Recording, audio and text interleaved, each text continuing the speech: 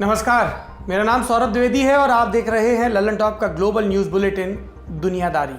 आज के एपिसोड में आपको सुनाएंगे हिंदुस्तान के एक पुराने बड़े गहरे दोस्त का किस्सा जो पूरी फरवरी, पूरा मार्च ऑल इज वेल कहता रहा। इतना कॉन्फिडेंट था कि हवाई जहाज भरकर दूसरे देशों में मदद भेज रहा था। इस मदद के नाम पर उसने करीब 30 बरस पुराना एक एहसान भी उतार दिया अपने माथे से। लेकिन अब उसके यहाँ लोग सवाल कर रहे हैं, पूछ रहे हैं कि खुद का पेट खाली रखकर दूसरों का पेट कौन भरता है। इस देश पर बात करेंगे, पर पहले सुर्खियां। पहली सुर्खी संयुक्त अरब अमीरात से है।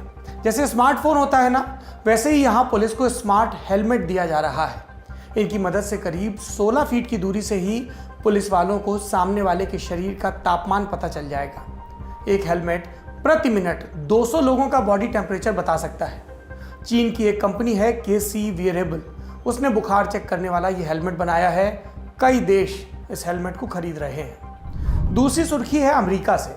वहाँ कोरोना से मरने वालों की संख्या 50,000 के पार चली गई है। मरने वालों में एक नाम है डोनाल्ड रीड का। वो डेमोक्रेटिक पार्टी की सेनेटर एलिजाबेथ वॉरेन के बड़े भाई थे। एलिजाबेथ डेमोक्रेटिक पार्टी की तरफ से राष्ट्रपति चुनाव की उम्मीदवारी के लिए भी खड़ी हुई थी, लेकिन चुनी नहीं गई थी। तीसरी सुर्खी भी अमेरिका से है। नवंबर 2020 में वहां राष्ट्रपति का चुनाव होना है। इसमें ट्रंप के सामने होंगे डेमोक्रेटिक पार्टी के प्रत्याशी जो बाइडेन। उनके मुताबिक ट्रंप चुनाव की तारीख आगे बढ़ाने की कोशिश कर सकते हैं। यह आशंका कोरोना के मद्देनजर उभरी है। हालांकि ट्रंप अपनी मर्जी से चुनाव की तारीख आगे नहीं खिसका सकते। इसके लिए उन्हें अमेरिकी कांग्रेस की इजाजत लेनी होगी। अब बारी बड़ी खबर की। ये तारीख थी 21 दिसंबर 1991। रूस के सरकारी टीवी चैनल पर शाम का न्यूज बुलेटिन आया और प्रेजेंटर ने क्या कहा? गुड इवनिंग, पेश है आज के समाचार। Union of Soviet socialist republics अब नहीं रहा। ये दिसंबर 1922 में पैदा हुए USSR के मरने का ऐलान था। वहां तख्ता पलट हो चुका था। 4 दिन बाद ठीक क्रिसमस वाले रोज सोवियत के आखिरी राष्ट्रपति मिखाइल गोर्बाचोव को इस्तीफा देना पड़ा। उस शाम ठीक 7:32 पर मॉस्को की क्रेमलिन बिल्डिंग के ऊपर लहराता सोवियत का लाल झंडा आखिरी बार नीचे उतरा और उसकी जगह ली सफेद, नीले और लाल पट्टी वाले रूसी तिरंगे ने। गोर्बाचोव ने सोवियत बचाने की बड़ी कोशिश की, अमेरिका के साथ सहयोग भी किया। रोनाल्ड रीगन के साथ परमाणु निरस्त्रीकरण संधि की, कोल्ड वॉर भी खत्म किया। वेस्ट को गोर्बाचोव में अपना सहयोगी दिखता था। शायद इसीलिए 1990 में गोर्बाचोव को नोबेल शांति पुरस्कार भी मिला। लेकिन सोवियत की हालत खराब थी। गोर्बाचोव सरकार लोगों का पेट तक नहीं भर पा रही थी। खाद्य आपूर्ति सिस्टम तकरीबन फेल था।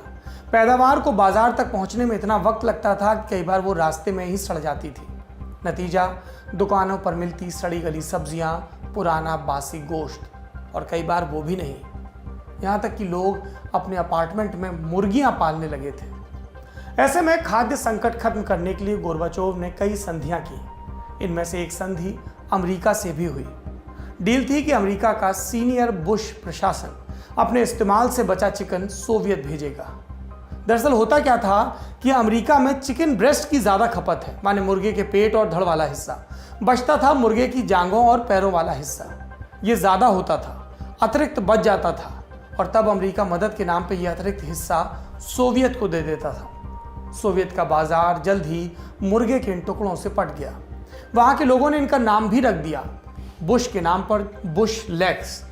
चिकन का यह हिस्सा लोगों का पेट भरता, लेकिन इससे उनको अपनी बदतर स्थिति का एहसास भी होता। अमेरिकी मदद पर आश्रित होना रूस के लिए, सोवियत संघ के लिए सबसे ज्यादा अपमानजनक था। 90 का दशक खत्म होते होते रूस की सत्ता में बदलाव आता है। पुतिन आते हैं, पहले प्रधानमंत्री बनते हैं, फिर 1999 के साल के खत्म होते होते बोरिस येल्त्सिन की जगह राष्ट्रपति बनते हैं। और इसके बाद रूस की मांसपेशियों में अचानक उभार आने लगता है।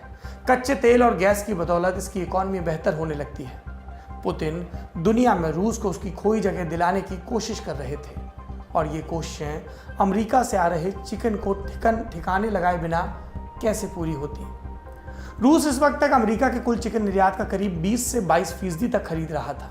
लेकिन 2002 आते आते वो अमेरिकी चिकन की क्वालिटी पर उंगली उठाने लगा। कहने लगा कि अमेरिका मुर्गों को एंटीबायोटिक देता है।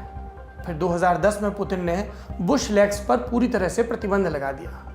लेकिन ये कहानी यहाँ खत्म नहीं होती। इसका एक सिरा, एक बहुत अहम सिरा आकर जुड़ता है कोरोना से। कैसे, आगे बताएंगे। आज तारीख है 24 अप्रैल। रूस में कोरोना संक्रमित लोगों की संख्या है 68,000 से ज्यादा। 615 लोग मर चुके हैं अब तक। पिछले 24 घंटे में ही 5,849 से ज्यादा मामले सामने आए।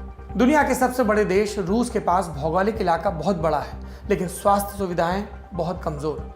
दूर दराज के इलाकों की स्थिति और बदतर है। अभी 13 अप्रैल की ही बात करें, रूस के उत्तरी पश्चिमी हिस्से में नॉर्वे की सीमा के पास एक शहर है मुरमंस्की।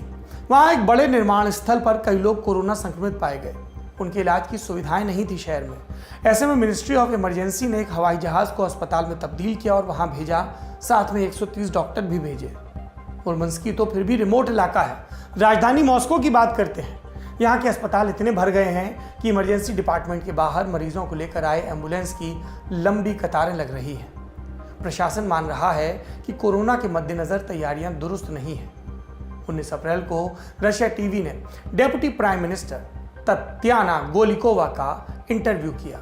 वो रूस की कोरोना टास्क फोर्स की मुखिया भी हैं। तैयारियों के बारे में पूछे जाने पर तत्याना ने क्या कहा, संक्रामक बीमारियों के इलाज वाली सेवा को किस तरह प्रभावी बनाया जाए, किस तरह उसे कोरोना से निपटने के लिए तैयार किया जाए, इस पर बहुत ज़्यादा ध्यान नहीं दिया था हमने। यही तत्याना मार्च में क्या कह रही थी कि कोरोना का सामना करने के लिए रूस पूरी तरह तैयार है। मास्क से लेकर वेंटिलेटर तक अस्पतालों के पास पर्याप्त सप्लाई है। फरवरी और मार्च में रूस एकदम रिलैक्स्ड रहा, लेकिन अब पैनिक मोड में है।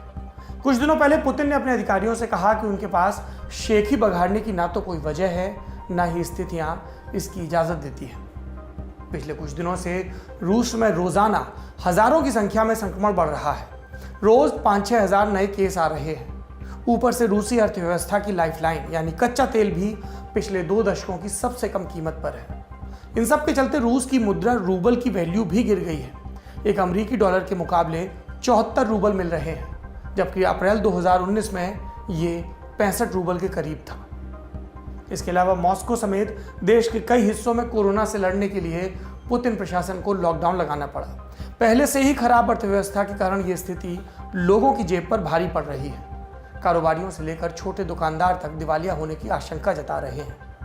20 अप्रैल को दक्षिणी रूस में लॉकडाउन के विरोध में एक रैली निकाली गई। हमेशा फ्रंट फुट पर दिखने वाले पुतिन बैकफुट पर है।